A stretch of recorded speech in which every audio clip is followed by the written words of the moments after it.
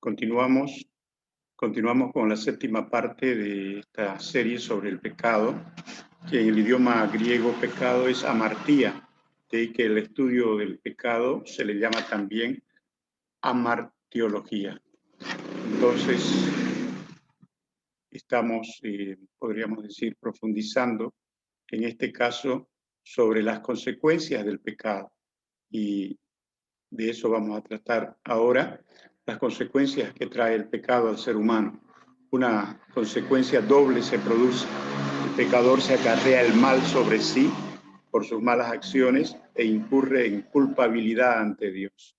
Es decir, todo lo que el ser humano siembra, eso cosecha. Entonces, si uno siembra pecado, se trae las consecuencias de ese pecado sobre su vida, su familia, su posteridad.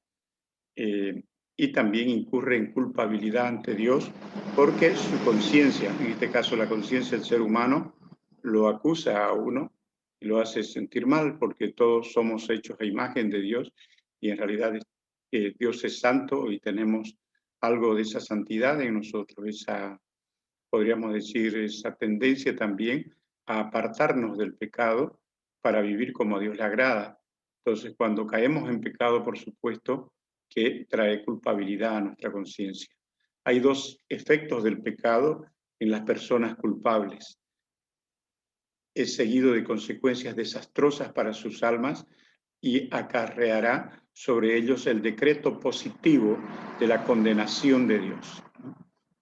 Dios siempre, por la esencia de su naturaleza, de ese Dios santo, va a condenar el pecado, por supuesto, porque no está de acuerdo con su naturaleza, la naturaleza de Dios, y tampoco en realidad está de acuerdo con la naturaleza del ser humano, que es buscar la perfección, la santidad, ¿no? Todo lo bueno, todo lo puro.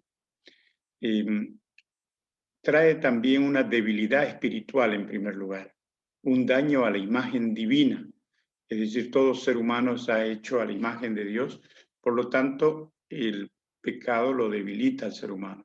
El Señor Jesucristo vino al mundo para hacer posible para el hombre el reconquistar la imagen divina, al ser recreado a la imagen de Dios.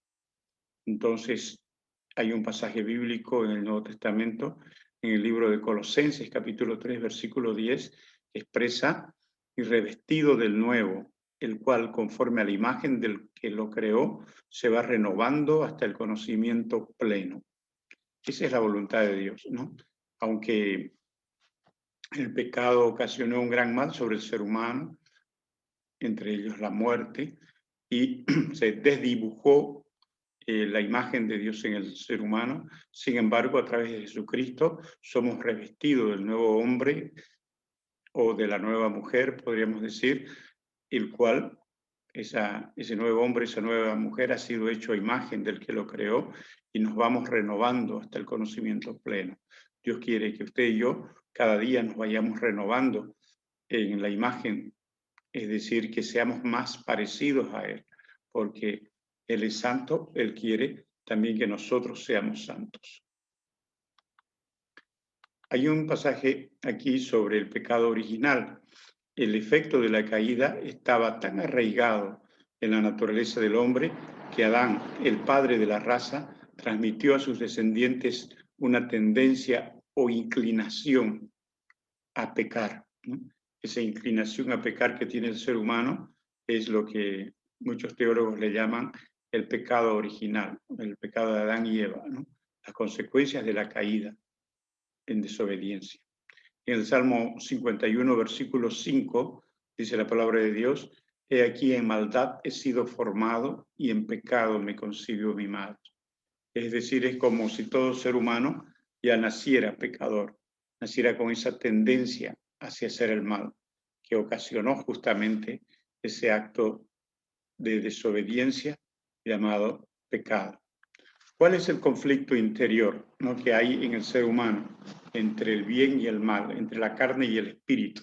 El apóstol Pablo en Romanos 7:24 dice: miserable hombre de mí, ¿quién me librará de este cuerpo de muerte? Entonces nuestro ser humano, nuestra naturaleza caída, nos tiende a alejarnos de Dios, a desviarnos de sus propósitos, a violar su palabra, Sin embargo, la presencia del Espíritu Santo en nosotros nos impele en sentido contrario, es decir, nos impulsa a hacer lo bueno, lo santo, lo justo. Entonces hay ese conflicto en el ser humano. Cuando nosotros hacemos lo malo, como si nuestra naturaleza, nuestro ser interno, como hombre o como mujer, nos dice, miserable de mí, ¿quién me librará de este cuerpo de muerte? Es decir, estamos como atrapados en ese cuerpo que nos impele a hacer el mal. Sin embargo, a continuación, el apóstol Pablo diría que gracias a Jesucristo hay la solución para ese problema y más aún gracias al Espíritu Santo de Dios, ¿verdad? En segundo lugar, hay el castigo positivo, es decir, en Romanos 6:23 dice la palabra de Dios, porque la paga del pecado es muerte. Es decir, Adán y Eva perdieron la comunión con Dios, se cortó el contacto de la comunión con Dios, tuvieron una muerte espiritual y después también tuvieron una muerte física, ¿verdad? Y a partir de ahí, todo ser humano muere como una consecuencia de su desobediencia. Entonces, con esta parte estamos dejando o terminando ya esta serie sobre el pecado.